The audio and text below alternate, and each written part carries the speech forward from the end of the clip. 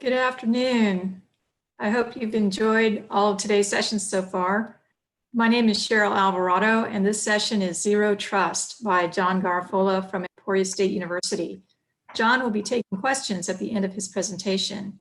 If you'd like to ask a question, click the link in the YouTube chat box. I'll turn it over to John now. Thank you for the introduction, Cheryl. As she said, my name is John Garfola, and I'm an information security analyst at Emporia State University. Today, we'll be going over understanding Zero Trust, getting into the architecture of it and how it's relevant today. When I was initially asked to prepare a presentation for CHAC, I thought, wow, this is kind of a good idea. It's kind of a buzzword, you hear it floating around the office. And so I thought it'd be interesting to look into. And as we've kind of moved into this work from home environment, it's become more and more important. And I kind of see it as the future that we're going to be able to operate within. A little bit about myself. As I said, I've been with Emporia State University since about April of 2019. Before I joined a higher ed community, specifically at ESU, I spent 10 years as an air traffic controller for the Department of Defense, and I had a side duty as an information assurance support officer, and that's kind of just a fancy way of saying information security analyst that the DoD likes to use. And so anyways, yeah, that was a picture of me taken pre-COVID. We'll get into this a little bit further. Sam, am I still getting feedback here?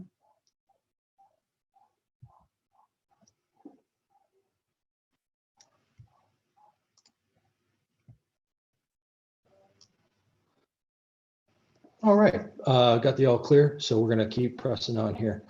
Just a quick preface about this presentation. It was really kind of my goal to make this as accessible as possible to as many people in the IT profession as possible. If I mention a term or come across something that's unfamiliar, please let me know, and I'll be happy to come back to that with some additional clarity and context at the end of the presentation. And there should be a link to submit those questions if you have any, right in the YouTube chat box. I will be referencing some Microsoft products during the presentation, not as an endorsement, just as an effort to make things a little bit more relatable and accessible. I do have some alternatives to some of the Microsoft products that I can mention at the end if there's curiosity about that. So what am I going to cover here? I'm going to talk about the old network security paradigm, something that we've been operating in up until the mid-2000s. Kind of go over what is Zero Trust, some considerations for moving to the Zero Trust model. How do you enable a Zero Trust model for your user base? And then Simile, for instance, kind of a real world application of some of the principles of Zero Trust that hopefully kind of draw a corollary for you. So we'll start off with kind of a brief history of network security up until the Zero Trust model. You can kind of think of it like a medieval castle, if you will. Basically, we use the analogy of the castle wall and moat design. And the idea was that we have this robust perimeter, it's known as the firewall, and all of our trusted computers are behind the firewall, and anything that's behind the firewall has inherited trust. It can access corporate documents, it can connect to other computers, you can do whatever you wanted to, really, with some restrictions behind that firewall. And I've got a GIF here just to kind of represent that. We kind of thought about network security as, well, as long as you can't get into the castle, you're good.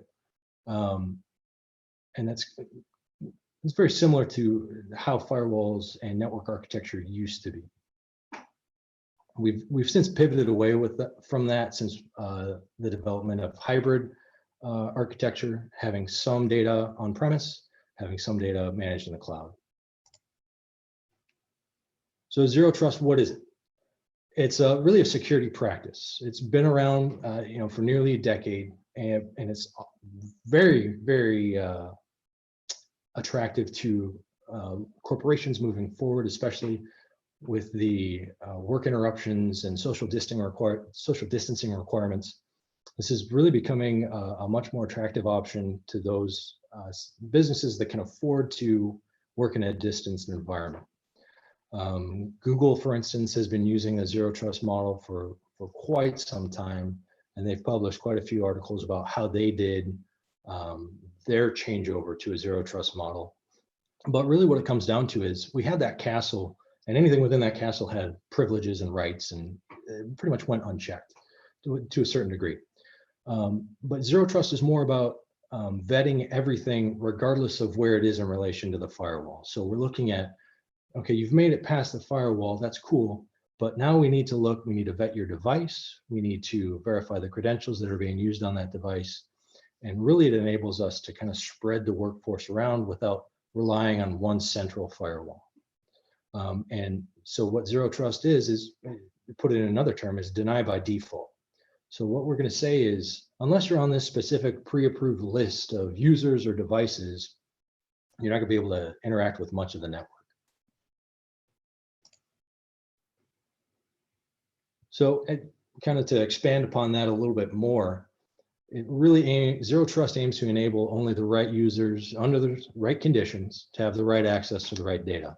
It's kind of a mouthful, but basically it means you get to access what you need to do your job, and without a whole lot of extraneous stuff. It makes onboarding and offboarding a lot easier. And while it may seem like you're putting everything on a lockdown or you're being super restrictive, a successful implementation of zero trust can absolutely help bring context and insight into a rapidly evolving attack surface and improve the experience of your users. I'll get to attack surface on the next slide, but really what zero trust will allow you to do is, regardless of if you're in an on-premise network or if you're traveling abroad, the idea is to enable you, because we've got your device tied to a registered list and we've got your user registered to a specific list of resources, we can give you access to everything that you need regardless of what network you're on. And that enables a lot greater availability for a distributed workforce. So now we're talking about moving outside of the main firewall. We're outside of the organization now, we're moving about, we're doing what we need to do, but from many disparate areas. I mentioned the broader attack surface on the last slide, and the attack surface is really just a term to refer to different points where an unauthorized user can enter or extract data or modify data. As we move services and data stores to the cloud, Microsoft Office 365 is a pretty good example of this, especially for the Kansas Board of Regents schools. Most of us operate in the Microsoft environment, which is why I use that as a reference. But as we move services and data to the cloud, we're definitely introducing extra points of entry, extraction, and modification to the data flow. Now, there are many ways to secure this, and Microsoft's got a wonderful suite of tools to help us do that. The attack surface can also increase as company devices leave the central firewall. So we think about remote work, traveling, all these different scenarios where you aren't jacked directly into the corporate network. And as data moves outside the firewall, organizations can employ a lot of the zero trust model. You don't have to use all of them, but you can copy what works and what doesn't for your organization and allow that to be much more mobile and reactive and responsive while retaining a lot of the best practices for security. And that leads directly to greater service availability. So what are some of the considerations for moving to zero trust? Well, just like any good change in architecture, we've got to plan this out. So we've got to think about our vision and strategy before we begin. So that really means, what do we want to be leveraged outside of the core network? What resources are we going to need? And what are our customers going to have the most benefit from accessing through either web console or some other measure? So that leads us to defining the context. Along with identifying what resources our customers will need, we have to classify those resources. So we have to look at certain things and say, okay, so for remote desktop, for instance, let's look at what the risk is associated by opening the remote desktop capability to our users. There are certainly plenty of tools that can exploit just about any network architecture. But Zero Trust best practice, along with security best practice, looks at how we can enable something like a remote desktop while still maintaining a secure environment. So we look at system hardening, operating system hardening, and certain tasks that we can undertake along with awareness to help secure the network. And so Zero Trust also relies on training of the user base. So now we've kind of got some context. We have an idea of what data is going to be moving back and forth because we've looked at our users, what department are they in, generally, who are they sharing data with, who do they need to share data with within the organization. And we're also looking at hardware that will frequently move within and without of the network. So then we can generate and review our data and hardware classification policy.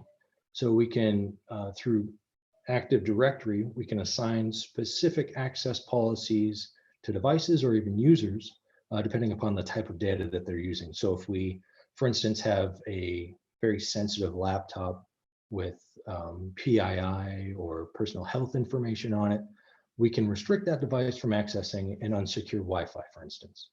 And that would be going along with some of the best practices, Zero Trust. And just like I said, this will help control access to a lot of the sensitive resources that you deal with within your organization.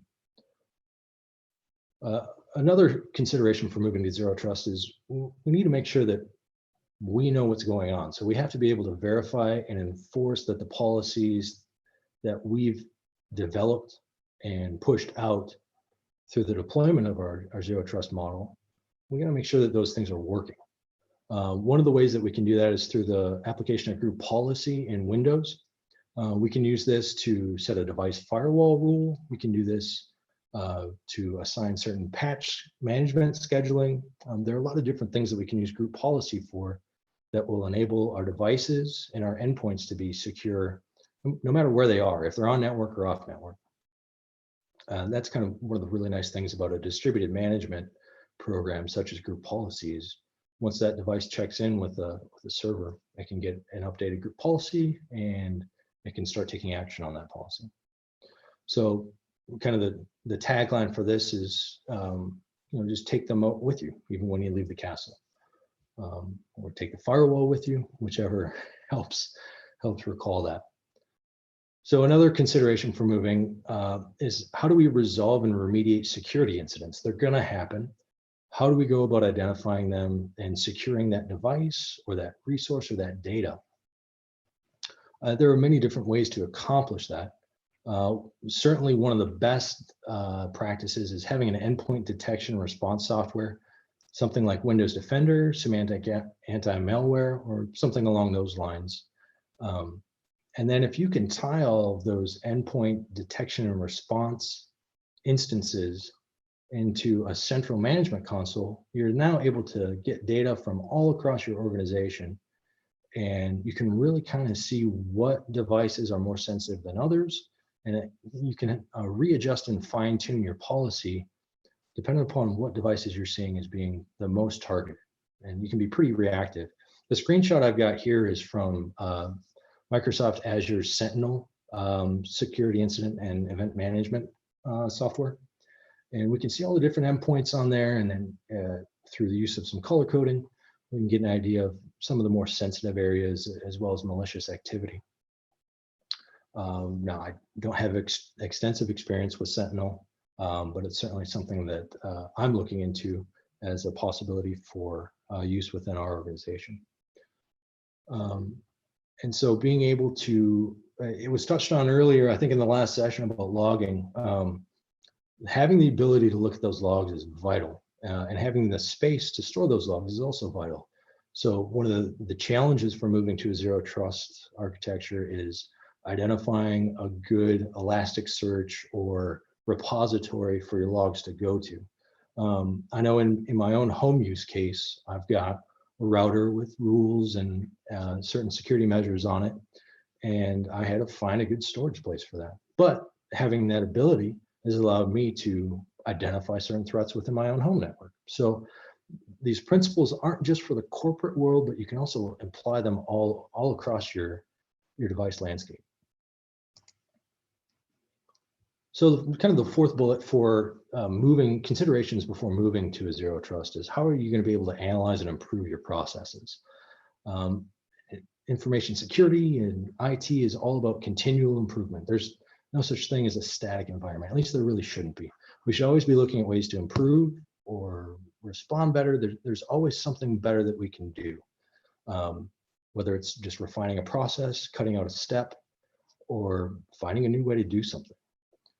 The idea is to continually be adjusting and reevaluating policies and practices to make your organization faster and to provide better decision-making tools to the leadership. And it also helps you tighten device security. One of the pieces of this that really kind of helps keep you abreast of the current situation is having a clear inventory of all of your technology solutions. Can help you keep better tabs on how your updates are progressing, get a quick inventory of non-compliant devices. And it also allows you, depending upon how you choose to set up this inventory, it could allow you to go out and provide touch labor in a much more efficient manner. If you've got good metadata on your device location, you can go out and kind of remediate that in the field if you have to.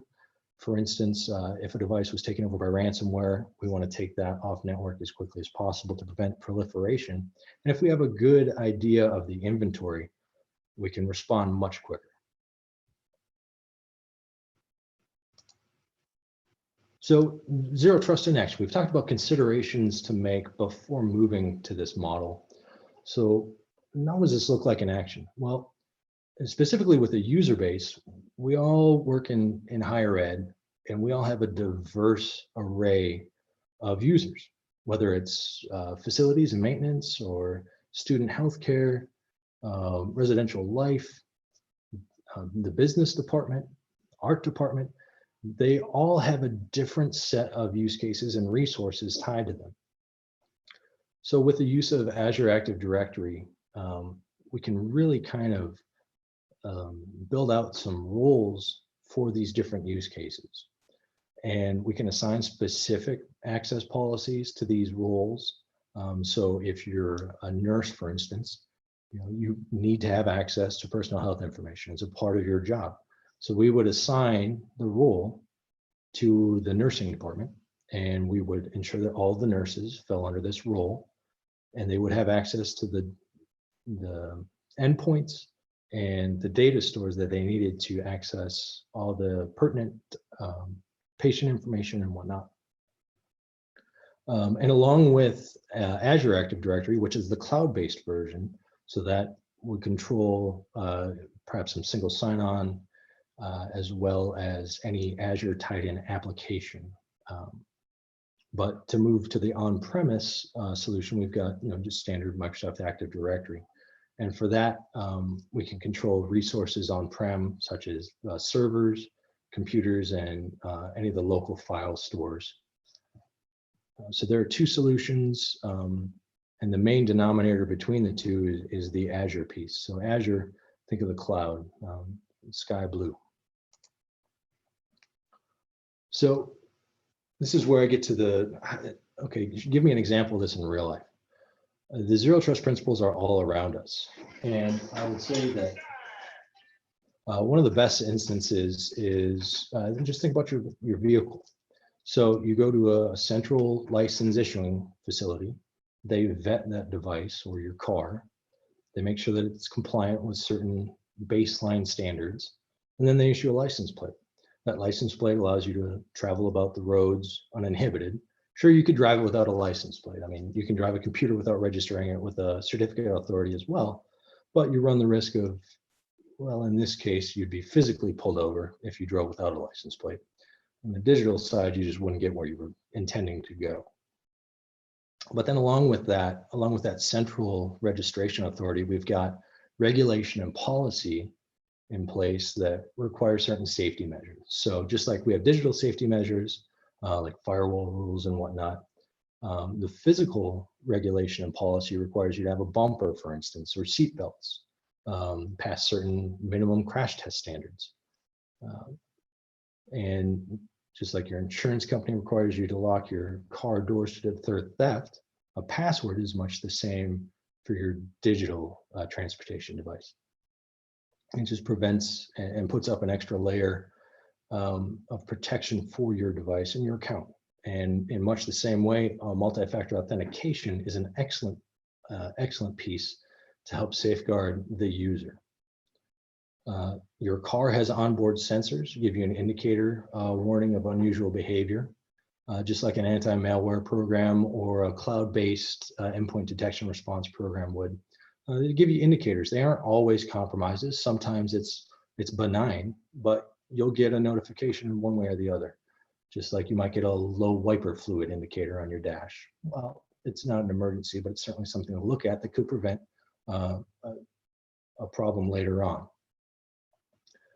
And then we don't generally drive around with an expectation that we're going to get into a collision, but that's where best practice comes in, so that we have these preventive measures to protect ourselves and the important people or data in our lives. So in closing, we went over the core concepts of zero trust, and I'll cover those again real quick because I might have buried them a little bit. But one, we want to move away from a reactive posture. So we want to look, instead of using a blocked list, something that we identify after the fact, we want to move to a proactive approved list. So this would be, we register each device and tie that to a user. And then together you've got a very robust security measure.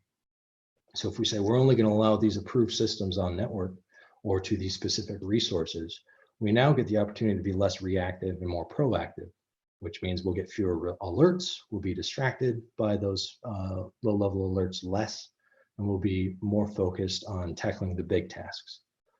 Another thing is to use access control lists in combination with your authentication solution, so we can manage devices throughout their entire life cycle.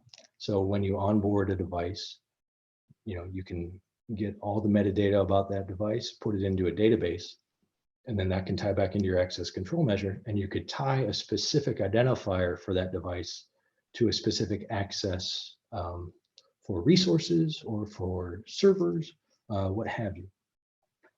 And then employing role-based access policies for the users is absolutely a best practice, and Active Directory allows us to do that very simply.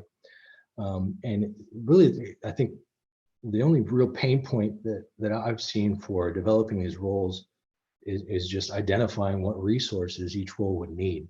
That's certainly something that's taking some time on our end to identify, who needs specific access to what. There are a lot of very unique use cases, but once we get those roles stood up, we have a much more resilient process, and it's a lot easier to onboard and offboard.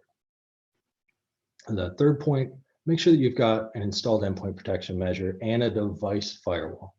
So many times we rely on just the core firewall and then an anti-malware or antivirus program on the user's box. Well, we want to install a firewall on every device that we can, and that allows them to move within and without the network securely. So we don't have to worry about, oh, well, I'm connecting from a home Wi-Fi. I'm using a secure connection, but I still have the potential of having a malicious connection. Well, by having a device level firewall, we eliminate a lot of those malicious attempts.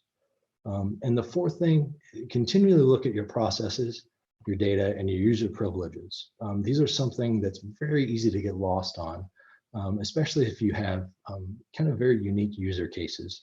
I know just from experience, sometimes student employees fall into this nebulous realm where they get full-time employee privileges, and then auditing and managing that offboarding process to ensure that those privileges are removed when the student employee leaves that role is a very important piece of our process that we're still fine-tuning.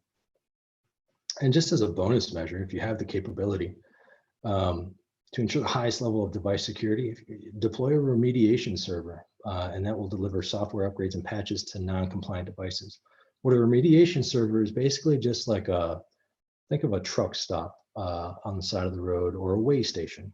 When a device checks into the network, there will be an access control measure that would look at some specific policy base or specific software baselines. If that particular device doesn't have what it's needed, That access control measure will point the machine towards this remediation server, at which point it will be delivered the most up-to-date software upgrades and patches. So that kind of encapsulates Zero Trust and what it looks like, at least from my seat at Emporia State University. If there are any questions, I'd like to open it up at this time. Okay, John, there are a few questions. The first question is from Fred Darko at Kansas State University. And he says, I assume that Zero Trust can use Active Directory to put people in silos. What are other recommendations or tools that could also be used? Absolutely, that's a great question. So aside from Active Directory, it really depends upon what operating system we're using. Open LDAP is one, and I know Apache Directory works with Kerberos and LDAP. You also have UCS, which is Debian Linux controls for servers, clients, desktops, users, and other services like that. There's also OpenSSO, which is an open source and cross-platform access control system. And that also allows federation. So those are a couple of kind of the key ones. Okay, Gary Dotson from Emporia State University is asking, what are some of the ways ESU has made progress towards more of a Zero Trust model? Certainly, thanks, Gary. So part of what we're doing is we're going through and we're auditing Active Directory. We're looking at analyzing our own processes and identifying what we can pull out. And we're also continually reevaluating our on and off-board process to identify where we can streamline that. And I think that probably answers Gary's question. Okay, and then Daniel Tao from Wichita State is asking, do you have any suggestions for getting users, particularly users used to more freedom, to buy into Zero Trust? That's a huge piece of the puzzle. And so I think we're kind of experiencing some of that through the deployment of multi-factor authentication. So it really depends upon how you message that process change out. The way I like to look at it is that we're enabling you to have better access to your resources much faster through a distributed environment. If we have your device registered and we've got that thing patched, we've got all the latest updates on it, it will run more efficiently. So your device will be better managed and you'll have a better experience. You'll have fewer web browser problems. I know that a lot of times when a web browser gets out of date, things break. So that's certainly a way that we can give the positive message for moving to something like this, is that this will enable us to have a much more robust and much faster computing experience. All right, it looks like that's it for the questions. Thank you, John, and thank you for everyone who attended. That wraps up this session. I hope you've all signed up for one of the Birds of a Feather sessions coming up next. It's been great having you all at this year's conference, and I hope to see you all in person next year. Thank you, Cheryl. Thank you, everyone.